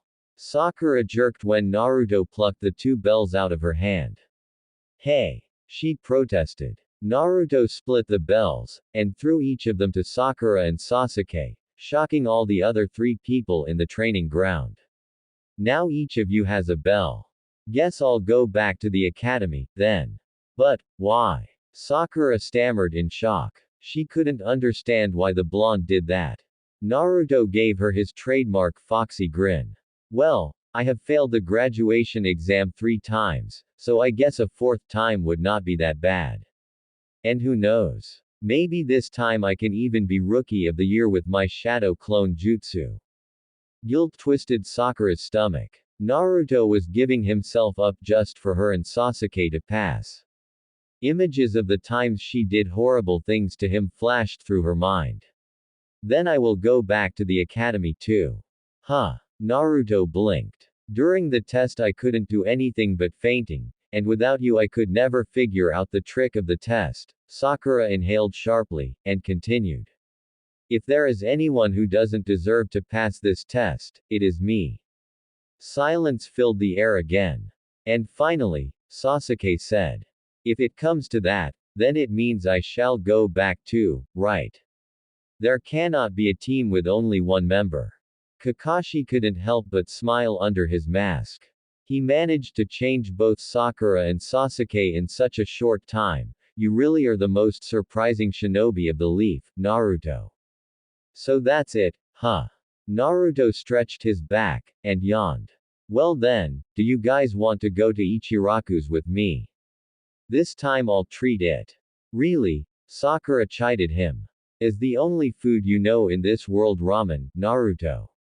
Hey, it's delicious. Naruto defended his favorite cuisine.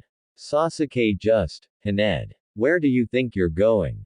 The voice of Kakashi suddenly rose behind them. I haven't announced the result of the test yet. The 3 genin stopped on their trail. I hereby announce Team 7, passed the test. Naruto was snoring very happily.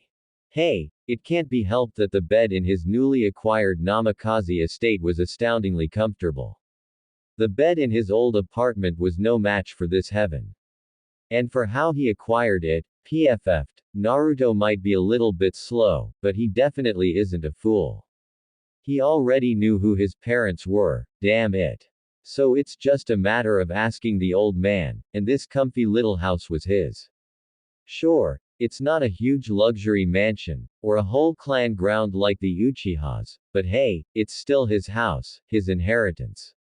It's much better than the trash called his old apartment. Hey, Naruto, wake up. So it was natural that the voice of the man standing at the end of the bed didn't even seem to reach his ears. On the count of 3, if you don't wake up, there will be trouble. Naruto just mumbled sleepily. Don't say I didn't warn you. And a bucket of very cold water was dumped unceremoniously on his head. Hash. $% and caret asterisk $. What the hell was that for you bastard? Naruto bolted right up. A barrage of profanities shot out of his mouth, making Matabi blushed, Shukaku giggling like mad and Kokuo clapping his hands around Saikyo's ears, making the girl puff her cheeks angrily. Then he looked out of the window. What the % caret $% hash? The sun isn't even up. Shukaku, Isobu, Goku, Kokuo and Chome just grinned cheekily. Nature manipulation training is coming up. Now get out of that bed, unless you want to take a bath again. Naruto groaned. That was the price for having all 5 nature chakra affinities, and a bunch of drill sergeants in the form of the tailed beasts living together with you. Underscore. Flashback. Naruto approached Kakashi at Training Ground 7. Kokuo had told him to ask Kakashi to check his nature affinity. But why do I have to do that?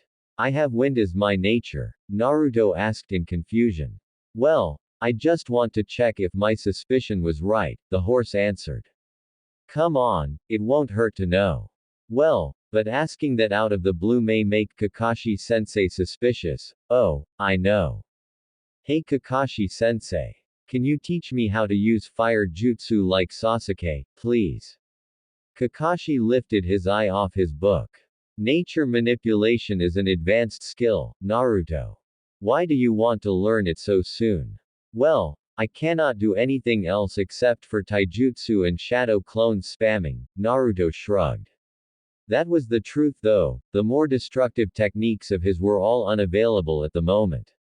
So I would like to, improve my arsenal a bit. After all, Sasuke can do it, and he is a genius just like me. I guess that's true, Kakashi admitted. He rummaged through his shuriken pouch and pulled out a piece of chakra paper. But first we have to check what your affinity is. Channel your chakra into this piece of paper and we will know. Naruto received the paper, and channeled his chakra into it. The paper was shredded into exactly 100 little square pieces. 25 of them were burnt into ash, 25 crumbled to dust, 25 turned into small balls of paper, and 25 were soaking wet. Kakashi dropped his book. So, what kind of affinity do I have, sensei? End flashback. Underscore. 3 hours later, the 5-tailed beasts returned, dragging behind them an unconscious Naruto. Let me guess, Kurama sighed, rubbing her temples. He overloaded his mind with shadow clones again. Yeah, Kokuo admitted. I've warned him that using too many shadow clones in training would be dangerous, but no, he just didn't listen. So, how many clones did he use? Over 9,000, sighed Kokuo. Yuki, who was in the middle of drinking, spat all the water in his mouth at Goku's face, who was, unfortunately, sitting in front of him. What? 9,000? There's no way that can be right. Then he saw Kurama's face. Can it? Kurama shook her head. He is Naruto, you know. But that doesn't even make sense. The octopus man sputtered. I know his signature jutsu is the shadow clone, but how in the world did his brain survive after all those memory backlashes? And there is no way the backyard of this house could hold such an absurd number of people at the same time. It's just like the whole population of Kumogakure. Kurama rubbed her temples again. Behind the house was a forest. And remember, with Naruto, there is no such thing called making sense in his dictionary. In front of them, the mess which was Naruto started to twitch. Ah, what hit me? Naruto groaned, pushing himself up from the ground. Ah, he's awake. Isobu noted. That was quite fast. I thought he would have been in a coma for at least a week. Naruto, Kokuo looked at his eyes and said in a serious tone. Training is good, but overexerting yourself like that is intolerable. From now on, I will only allow you to use 100 clones at most during training. What? Naruto protested. But that is not fair. I can create even more than I did today. Why should I restrain myself like that? Remember Naruto, when a clone is dispelled, its memories and experiences will be transferred back to the original, the horseman lectured. If it was just 1 or 2 clones, or even 10, it would be fine, but the memory backlash of thousands of clones is not something to joke about. You saw what happened when you dispelled all those clones at the same time. To a normal person, it might cause a shock to the whole nervous system, his body might stop functioning properly, and in the worst case, he dies. That is the reason why the second Hokage declared jutsu a forbidden one right after he invented it, and only the small-scale version of it is common among shinobi. But that will take too long for me to learn things. Naruto pouted. Now you're being hypocritical there, Naruto. Don't worry, Naruto-kun. Training in nature manipulation is not something you can do in just a few hours, Matabi said, while putting a huge pot of potato soup on the table. I still remember when Yugito trained her fire element, she needed half a month before she could create a proper fireball. Actually, I was able to do it. Matabi stopped dead on her path. Yeah, already got the wind element done. It is just a matter of memory. I also managed to wet half a leaf, and made another one break apart, Naruto mumbled. But when I tried burning a leaf, it just dried up a bit before returning to normal. And I can't seem to get lightning at all. It just doesn't feel right. Yuki and Matabi were appalled. During their almost eternal life, they had never heard of anyone who could do nature manipulation in just a few hours. That's also our impressions when we first saw it, Shukaku said dryly. Goku, Chome and Isobu nodded in agreement. Either this boy was a genius, or a complete idiot. Only someone without anything in his head could absorb knowledge that fast. Hey, I'm not surprised, Kurama commented. After all, you're my Jinchuriki. A hint of pride could be heard in her voice. You like him. How cute. Chome cooked. Kurama's face became beet red. I'm not. Someone's in denial, Chome said in a sing-song voice while running away from her sister, laughing like mad. Kurama snarled and leapt, intending to choke the breath out of the beetle girl's lung. You'll never catch me. Don't push your luck, bug. Two black spheres appeared on Kurama's hands. Naruto was startled. If she used that attack inside the house. Two tentacles made of plants suddenly burst into the room, wrapping around the two girls' bodies and tying them up. Sis, how many times do I have to tell you not to fight inside the house? It was Saikyo who had just arrived from the kitchen, holding 10 bowls in her hands. Massive killing intent was leaking furiously from her, and the air in the room suddenly felt like freezing. And she was smiling. Sweetly. Too sweet. To the point of disturbing. Let's cool your head down a little, shall we? Kurama and Chome shook their heads frantically, their bodies quivered, and for the first time, Naruto could see an expression he never thought he would see on the two-tailed beast girls' faces. Fear. Saikyo put the bowls she was holding on the table, and walked out of the house through the back door. The two wicked tentacles pulled the two struggling girls out of the room, and a minute later, wailing screams filled the air. No way, Naruto muttered in his breath. Since when has Saikyo-chan been so scary? Trust me, you haven't seen everything yet, Yuki mumbled in the same tone, his face pale in utter horror. Naruto gulped. After a few minutes, Kurama and Chome dragged themselves into the house. Their faces were full of bruises, and lumps could be seen on their heads. So, let's get to breakfast, okay everyone. The food is getting cold, Matabi said, trying to break the awkward moment. Everyone nodded, still a little bit shaken, and got on the table. Wow, this is so delicious. Naruto tasted a spoon of his soup, and his eyes widened. Did you make this, Matabi? Actually, it's Saikyo who made it, the cat girl answered.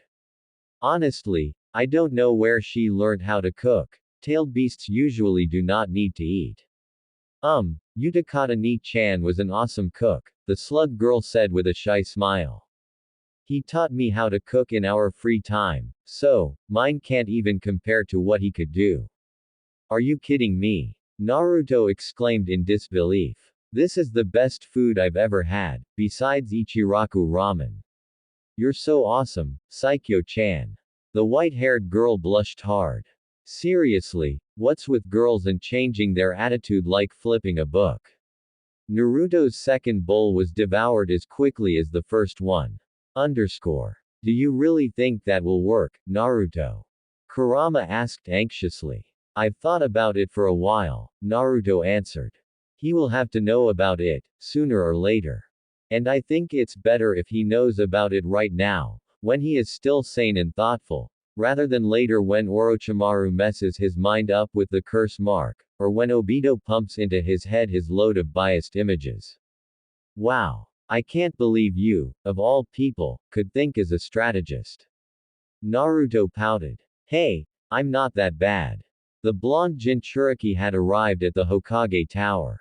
He knocked at the door of the Hokage's room, and a "come in" was heard from inside.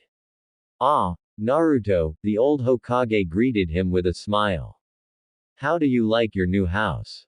Awesome, Gigi. Naruto smiled back. I've never slept in anything so comfortable before. Then his smile disappeared, replaced by a serious expression. Hey Gigi, I want to talk to you about something.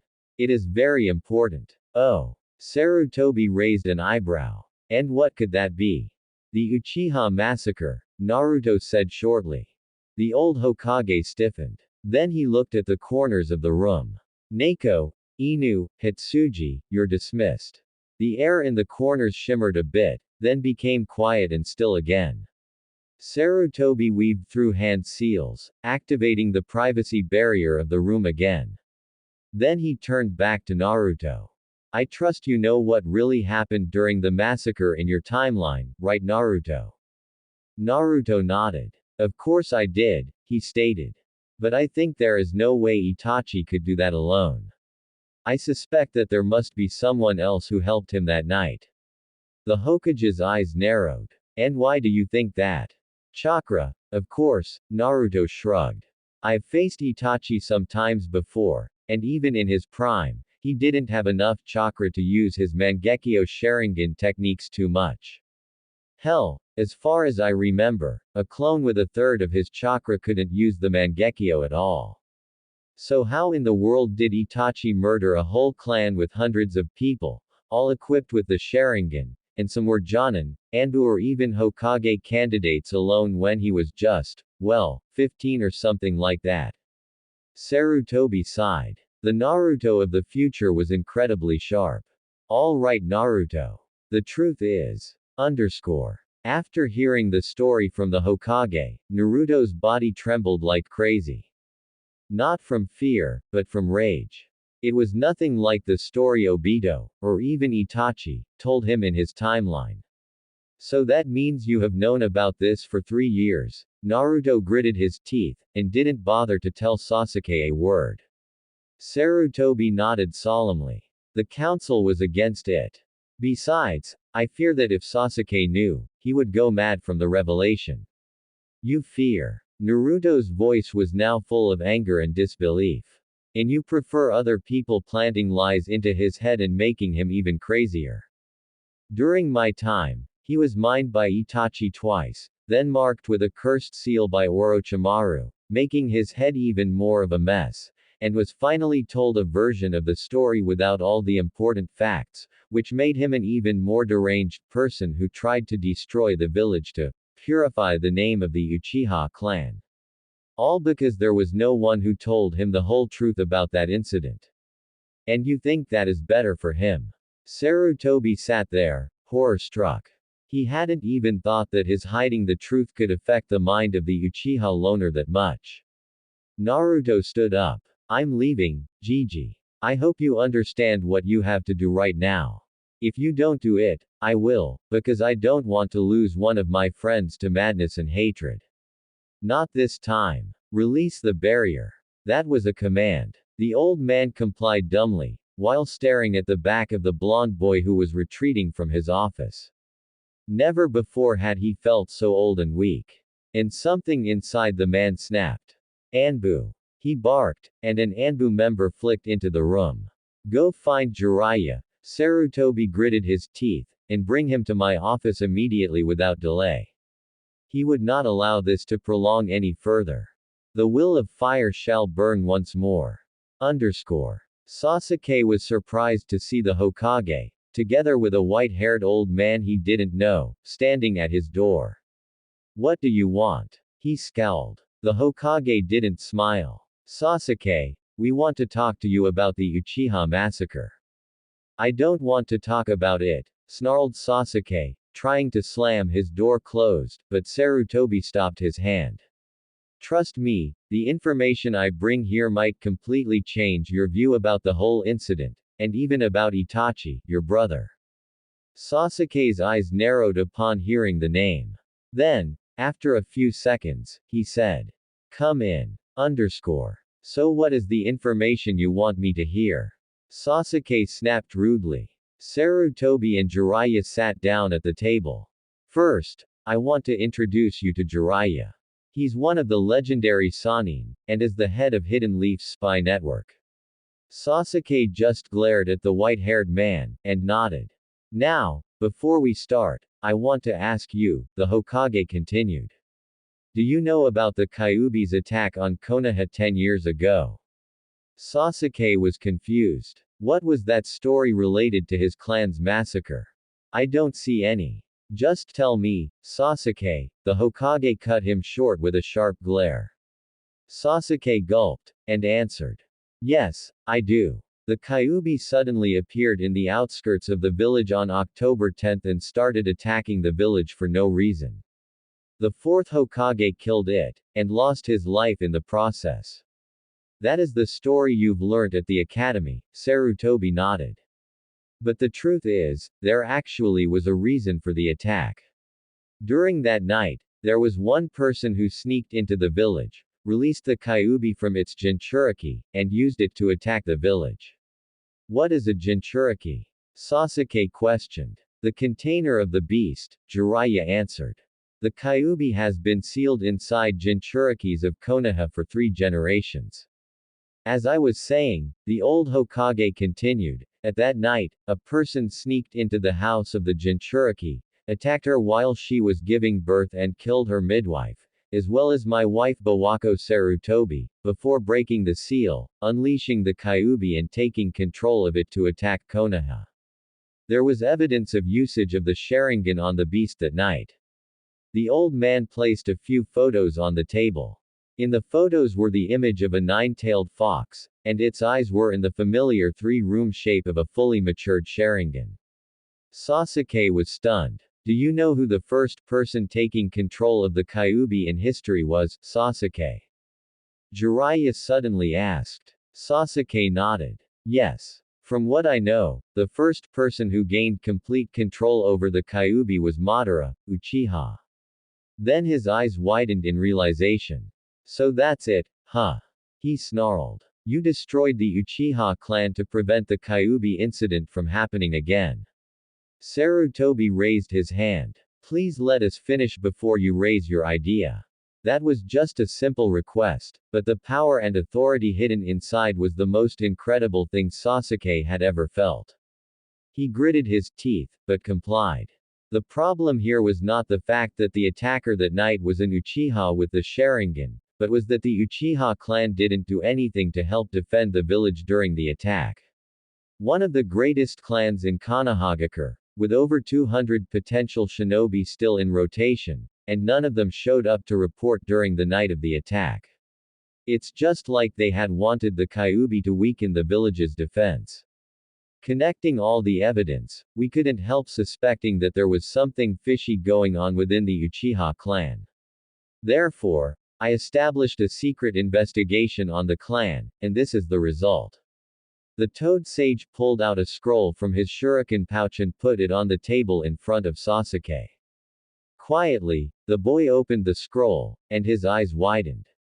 "No way. My clan planned to overthrow the Hokage, and take over the village," he muttered in shock. "I'm afraid they did, Sasuke. And it seems they had planned and prepared for this since the night the Kyuubi attacked the village, during which the Uchiha clan members were absent from the Uchiha clan ground," the Hokage nodded gravely. "And the night of the massacre is the estimated date of the breakout of the coup. According to the constitution of Konohagakure, attempting a coup d'état is an action that might cause wars and thus shall be executed for treason against the village. But why did you use Itachi for your dirty work? Why Itachi? Because of you, Itachi had been forced to murder the whole clan. His own clan. Do you know what it feels to have your own family murdered right in front of you? Not to mention he had to do it himself. Do you understand how that hurts?" Sasuke screamed in rage. I understand what you want to say, Sasuke, but I haven't finished yet. Sarutobi shook his head. It's true that Itachi accepted the mission voluntarily, but that was where everything went wrong. The true mission of Itachi was not killing the entire Uchiha clan. What do you mean? Sasuke gritted his teeth. The old Hokage pulled out another scroll. See it for yourself, Sasuke. Sasuke snatched the scroll from the old man's hand and ripped it open. Then he almost dropped it because of his shaken hand. Mission: assassination. Rank: S. Reason: attempting coup d'état on Konohagakure's government. Target: Fugaku Uchiha, Hikaku Uchiha, Inabi Uchiha, Yashiro Uchiha, Teka Uchiha, Tadama Uchiha, Sayuri Uchiha, Kama. Many names were written in the scroll, but not the name of every member of the clan, as far as Sasuke knew. The date in the scroll was the day of the massacre, and the signature at the bottom of the scroll was written, very clearly, in the familiar and unmistakable handwriting of Itachi Uchiha, with a fingerprint of him next to it. Sasuke's lips were cold and numb. But this is, he stammered in shock. It is, Sasuke, the Hokage nodded. This is the official documentation of that mission, signed by Itachi himself. That mission was issued for secret execution of only the ringleaders of the coup. Then, when he told me that he murdered my clan to measure his capacity, he was lying, the Hokage nodded. He must have thought the betrayal of the Uchiha clan would be too much of a shock for a boy who was proud of the clan like you, Sasuke. Then why did he kill even my mother?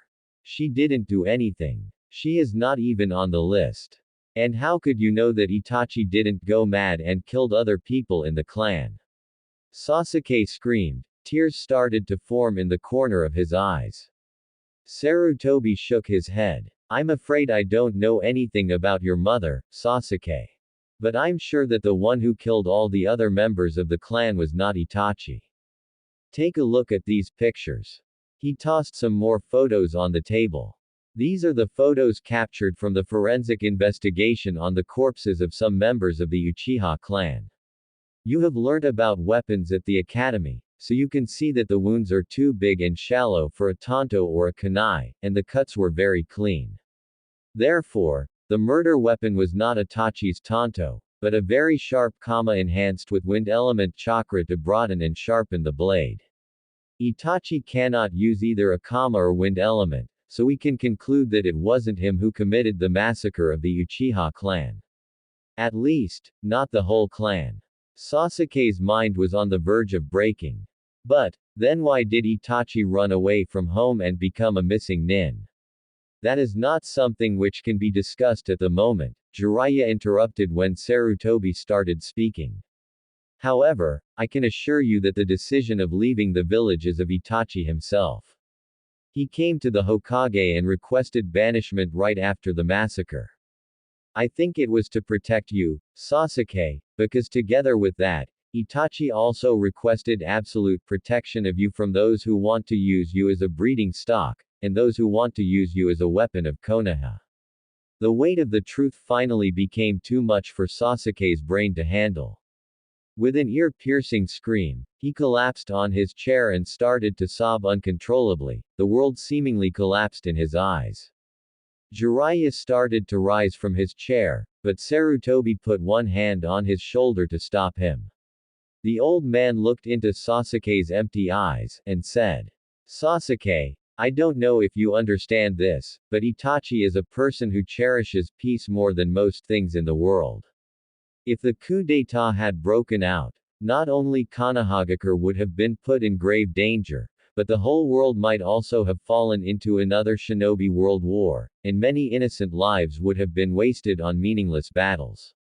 Itachi understood that, and he didn't want you or your friends, or any other citizen of Konohagakure to suffer that horrible fate, so he chose the best thing he could do to protect you and many other people. He paused a bit, and continued. This might feel like an insult to you, Sasuke, but I have to say that one of the Uchiha clan's fatal flaws is their superiority complex. Madara, one of the founders of the village, has always dreamt of gaining control over the village since he and his clan joined forces with the first Hokage, just because he believed that he had the power of the ultimate Sharingan. Even before the village was established, people in the Uchiha family had always waged war with other clans just to prove that they are the most powerful, and that they have the right to dominate everyone. Just think of what their non-stop boasting of power had made them into. Remember that, and choose your own way carefully, Sasuke. Now if you excuse me, I must leave. With those last words, the Hokage stood up, glanced at Jiraiya, and the two men left the house, leaving Sasuke alone with his own thoughts. When they were outside of the Uchiha clan estates, Jiraiya asked, "Do you really think that is okay, sensei?" Sarutobi answered solemnly, "I don't know, Jiraiya, I really don't know. I hope you are right about this, Naruto." Sasuke sat, alone, in the darkness. He thought about what the third Hokage and Jiraiya had said to him. He didn't want to believe it. His clan, the Uchiha clan, had been the pride of Konohagakure since the village was born. How could they suddenly decide to betray the village just like that? But all those decisive pieces of evidence all pointed to that possibility. Despite how much he tried to deny it, the truth was still there, clear and conclusive. He thought about his father. He had always wanted the man to tell him that he was his son, and to tell him to improve himself to soar to great heights.